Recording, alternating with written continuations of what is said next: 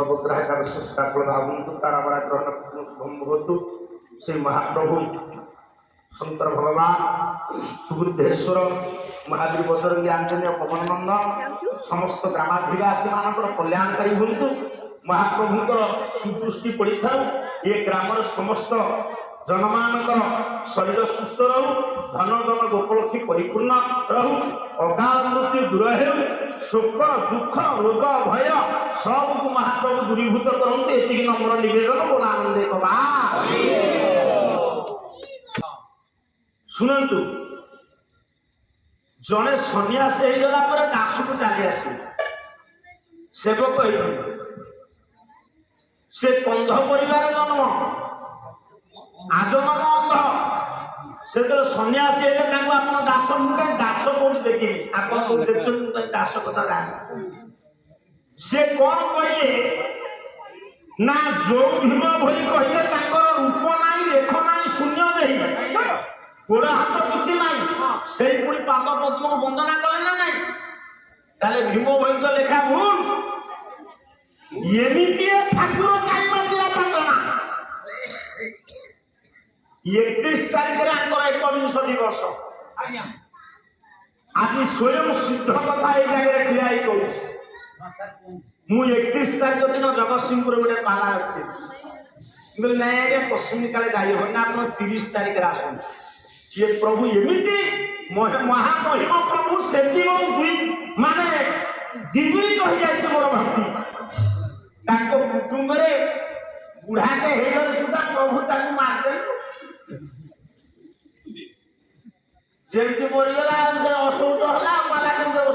Phone कला मुझे ना आज्ञा रश्मि सार से 31 आपणकर हम तथापि मुझे दिने दी दिन छकी थी मुझे काले 31 पहुंच आसीगले 30 31 दुईटा मुझे ना कह तेणु जीवंत देवता ये अगल बगल है सब कहीं मोर जी ज्ञानी मान सी स्थापना दिवता सी पाताल फुटा नुह थापेना शुणु पाताल फुटा किसी ना स्थापना किसी ना जदि आपंकर भक्ति थी आप थी प्रेम थी विश्वास थी कहला धूप दीप नैवेद्य दे प्रहलाद पूजा कला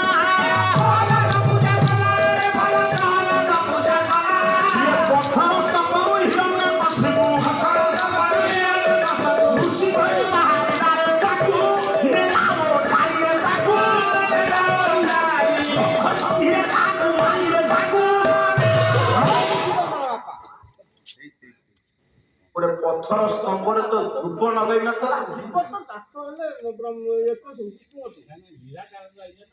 दीप तो लगे न दीप लगे धूप लगे सारे केमी बाहर हिरण्यकशिपु विधान करने नरसिंह आग ना 1000 लहुणी आण नवाक आण पूजा कर जदि 4टा कथा तुम भितर ना शिव बिल्कुल शुणवे भक्ति भाव प्रेम मु सार को जीवी धीरे धीरे आज्ञा कौन सार मुझे तर्जमा कले आप सारे तर्जमा कले आर कौन अड़ुआ हम ना मु जहाँ कहूँ आ भीतर कौन अड़ुआ अच्छी तेरे छकी धरना से दासरू मासरू कौन मिलू आप चाहिए कौन कास्ट चेंज कर देवे मु कहबार तात्पर्य जे जो भीम भई कहले रूप रेख नाई गोड़ हाथ पेट पिठी अंटा किसी नाई से भीम भई केमती कहले वंदना पाद पद्म फेर कहले भीम भई लेखा ठीक ना भूल भूलू कोठी আছে বর্তিরে নাই না আছে না ও আপন সারকাই যাও मु जा कहूची बसी सुनो चटू चले अड़ुआ मु तो आस्ती चले भी टंका ने बुझी आपन खाली स्वाद काटी सुन भीम भई कहले नाई पुणी अछि लेखा ठीक ना भूल ठीक मो गाइबा ठीक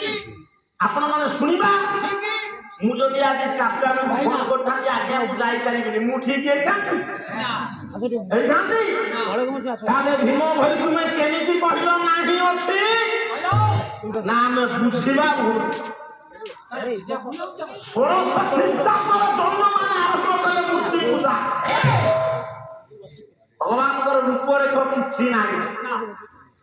ସେ ପାତାଳ ଫୁଟାରୁ କଣ ମିଳୁଛି, ସ୍ଥାପନାରୁ କଣ ମିଳୁଛି, ରୂପରେଖ କିଛି ନାହିଁ। ପ୍ରଭୁ ଅରୂପ ବ୍ରହ୍ମ ରୂପ ହୁଅନ୍ତି। ହିମ ହୋଇ କଣ କହିଲେ, କାହିଁ କହିଲେ ତାଙ୍କର ନାହିଁ ଅଛି ନା, ଯୋଉମାନେ ନାସ୍ତିକ ସେମାନେ କହିବେ ବିଶ୍ୱରେ ପ୍ରଭୁ କେହି ନାହିଁ, ଏଇଟା ଠିକ, ପ୍ରଭୁ କେହି ନାହିଁ। କିନ୍ତୁ ଏ ବ୍ରହ୍ମ ତ ମା ଗର୍ଭରେ ପଡିଲା, ତା ଭିତରେ କେମିତି ଠିକ ହେଲା? ପ୍ରଭୁ ନାହିଁ। ଯଦି ପ୍ରଭୁ ନାହିଁ ତାହେଲେ ପ୍ରଭୁ ଯାହା ସୃଷ୍ଟି କରିଛନ୍ତି ତାକୁ କିଏ ବଦଳେଇ ଦବ? କୋଉ ବୈଜ୍ଞାନିକ ଛାତିରେ ହାତ ମାରି ପ୍ରଭୁ ଯାହା କରିଛନ୍ତି ଅସମ୍ଭବକୁ କେହି ସମ୍ଭବ କରିପାରିବେ? କହି ହଉଛି ଶୁଭଙ୍କର ପରିଣୟ। କବି ସମ୍ରାଟ ଉପେନ୍ଦ୍ର ଭଞ୍ଜ ଗୋଟେ କନ୍ନଡା ଗାଇ ଯିଏ ସୃଷ୍ଟିରେ କେହି ବଦଳେଇ ପାରିବେନି, ନିଜେ ସେଇ ଭଗବାନ ବି ବଦଳେଇ ପାରିବେ।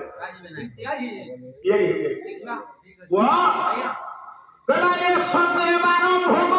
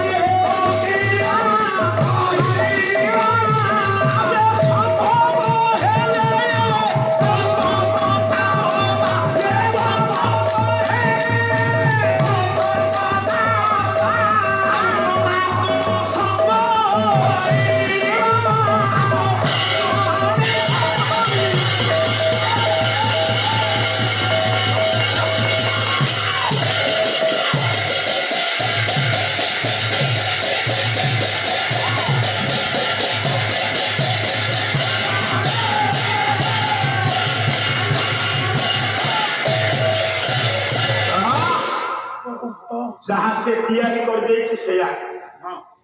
କଣ ଆପଣ ମାନେ ଜାଣନ୍ତି? ଆପଣ ମାନଙ୍କର ବାର ହଉଛି 7। ରବି ସୋମ ମଙ୍ଗଳ ବୁଧ ଗୁରୁ ଶୁକ୍ର ଶନି। ये 7ଟା ବାର କାହା ନାଁରେ ହେଇଛି ନା 7ଟା ଗ୍ରହଙ୍କ ନାଁରେ ହେଇଛି। ମାର ରବିବାର ସୂର୍ଯ୍ୟଙ୍କ ନାଁରେ, ସୋମବାର ଚନ୍ଦ୍ରଙ୍କ ନାଁରେ, ମଙ୍ଗଳବାର ମଙ୍ଗଳ ଗ୍ରହ ନାଁରେ, ବୁଧ ଗ୍ରହଙ୍କ ନାଁରେ, ବୃହସ୍ପତିଙ୍କ ନାଁରେ ଗୁରୁବାର, ଶୁକ୍ରଙ୍କ ନାଁରେ ଶୁକ୍ରବାର, ଶନିଶ୍ଚରଙ୍କ ନାଁରେ ଶନିବାର। ଆଉ ତ 2ଟା ଗ୍ରହ ରହିଲେ ରାହୁ କେତୁ। କିଏ ସେ ପଣ୍ଡିତେ ରାହୁ କେତୁଙ୍କ ନାଁରେ 12 ଭୋଗ କରିପାରିବେ? ଆକୁ କାଟିକି ତାକୁ ରଖିପାରିବେ? ହେଇପାରିବ। ସେତିକି ନୁହଁ, ଯେ ସିନ୍ଧୁ ବାଲି ସମୁଦ୍ର କୂଳରେ କେତେ ବାଲି ଅଛି ତାକୁ କିଏ ଗଣିଦବ? ଡାକ୍ତର ନଦା ହେଇ ଆସେ ନା ଗଣେ ନା ତୁ ସେତିକି ନୁହଁ, ମା ମାନେ ଆଖିରେ ଯୋଉ କଳା ଲଗାଉଛ,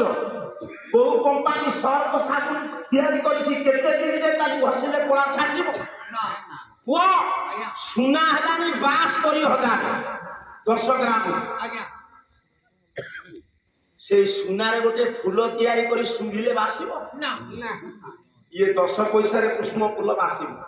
ସୁନା ଫୁଲ ବାସିବ ନା? ଶୁଆ କୋକିଳ କଥା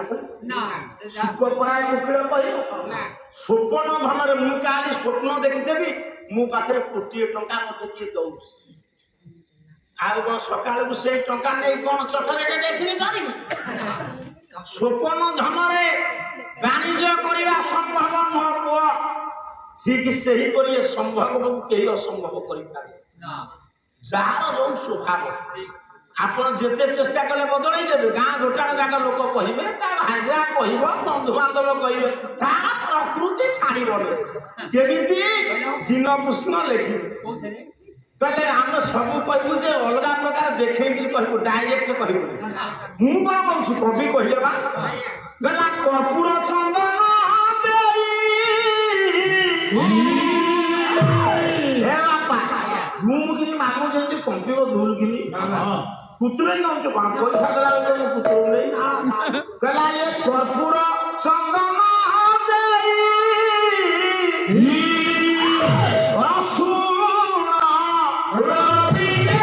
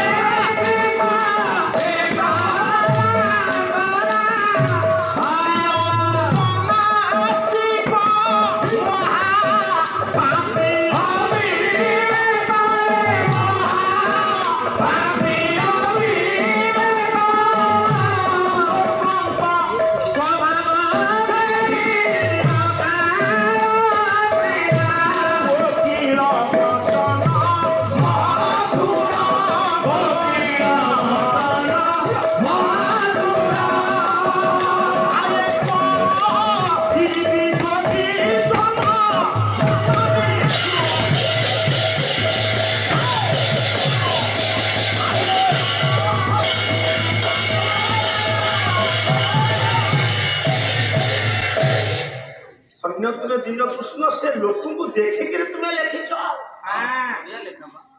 ଜଣେ ଜଣେ ପ୍ରକୃତି ଛଡା ଥିବେ ତାଙ୍କୁ ଯେତେ ଯାହା କଲେ ହବନି ଟାଣି ଉଠାଇକି ସତ ସଙ୍ଗରେ ବସା ହରି ନାମକୁ ନେ ସବୁ କର ଯେ 2-4 ଦିନ ଖଣ୍ଡେ ମାରି ମୁକେଶ ହେଇଥିବେ ପୁଣି ପ୍ରକୃତି କେମିତି ନା ଶୁଣନ୍ତୁ ସା ରସୁଣ କଣାଇ ନେବେ ତାକୁ ମାଟିରେ ପୋତିବେ ସବୁଦିନେ ଚନ୍ଦନ କର୍ପୂର ପାଣି ନେଇକି ତା ମୂଳରେ ଢାଳିବେ ବଡି ସ୍ପ୍ରେ ହଉ ସେଣ୍ଟ ହଉ ଯାହା ହଉ ସେ ରସୁଣ ଯେତେବେଳେ ହବ ପାକଳ ହେଇଯିବ ଖୋଳିବ ସେ କଣ ଚନ୍ଦନ ଭଳିଆ ଆସିବ ଯୋଉ ଦୁର୍ଗନ୍ଧକୁ ସେଇ କର୍ପୂର ଚନ୍ଦନ ଦେଇ ରସୁଣ ରୋପିଲେ ନେଇ କେତେବେଳେ ଛାଡେ କି କୁଷ୍ଠିତ ବାସନା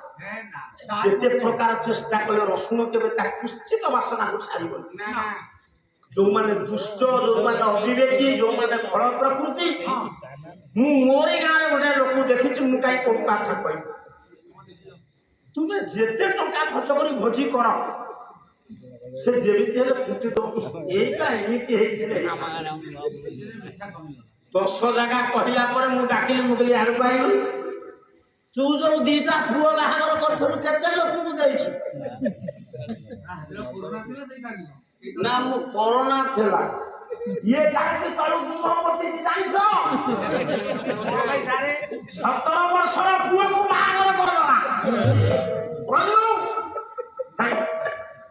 ଆମ ଗାଁରେ 2500 ଲୋକ ଭୋଜି ଦେଲେ କେତେ ଲକ୍ଷ ଟଙ୍କା ଯାଇଥାନ୍ତା ମୁଁ କହିଲି କରୋନା ବେଳେ ଏମିତି ଭୋଜି କରିବି ନାହିଁ ବାହାର କରିଦେବି ଯାହାକୁ ଡାକିବି କେହି ଆସିବି ପୁଅ ପୁଣି ମାଟ୍ରିକ ପରୀକ୍ଷା ଦେଇଥିଲା 17 ତୁ ବର୍ଷରେ ତ ମାଟ୍ରିକ ପାସ୍ କରି ନାହାନ୍ତି ହେଲେ ସାମନେ ଯୋଉଟା ନେଇ ପଇଲା କରୋନା ବେଳେ ଯେମିତି ପାସ୍ କରି ଯାଇଛି ଠକିନି ବାହାଘର କରିଦେଲା ଜାଣିନାହାନ୍ତି କୋଉଠି ନାସ୍ତି ହେଇଛି ନାରାୟଣ ସର୍ବଶ୍ରେଷ୍ଠ ଖଣ୍ଡନ କରନ୍ତୁ ଚଲାପଥ ପୁଷ୍ପିତ ହଉ ମହାପ୍ରଭୁ ଆପଣଙ୍କର ଚଲାପଥରେ ପୁଷ୍ପ ବୃଷ୍ଟି କରନ୍ତୁ ଆନନ୍ଦ ସାର୍ ଏବେ ତାର ଗୋଟେ ନାତି ହେଇଛି ହଁ ନାତି ହେଇଛି 5 ବୋଝା ପାଲା ନେଇ ନଚେଇ ଦବ ଚୁଭେଇବ ଯେତେ ଦୁଷ୍ଟ ନାସ୍ତିକ କୁଟିଳ ତାଙ୍କ ସ୍ୱଭାବ କେବେ ବଦଳିବନି ସାରେ କୋକିଳ ବଚନ ସିନା ମଧୁର ବିଚ୍ଛେଦ ହେଇଥିବା ଲୋକଙ୍କର ସେ ବିଷ ସାରକୁ ଯିବି ନାହିଁ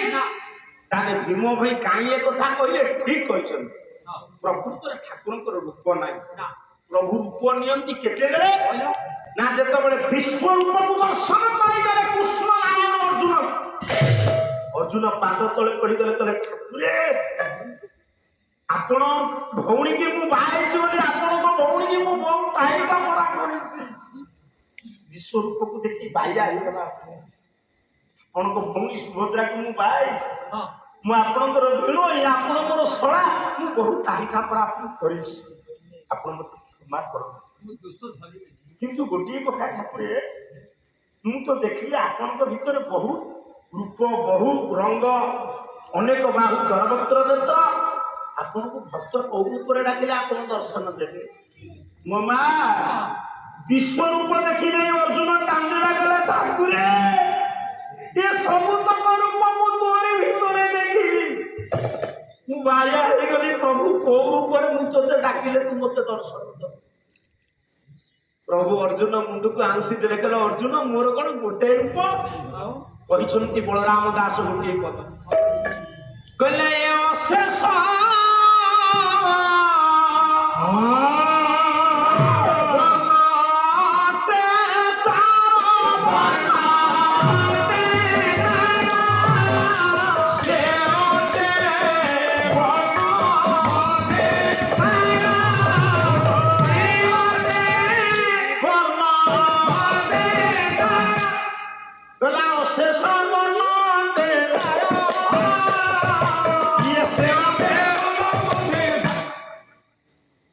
ଜଗତସିଂହପୁରରେ আমার কম টাকা খরচ হচ্ছে ସେ ଅଟେ ମନ ମଧ୍ୟରେ ସାର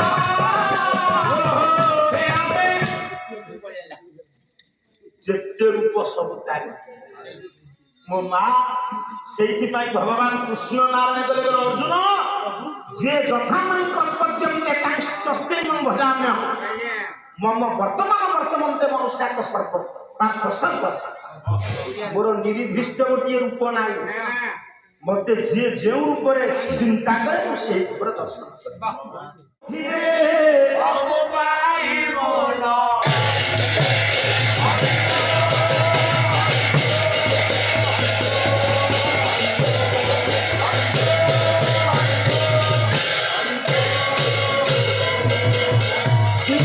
ସଂରକ୍ଷଣ ସର୍ବାନନ୍ଦ ସାଗର ହରିବୋଲ ଭୁଳି ଭୁଳି ବିଶ୍ୱ ଦୁଃଖ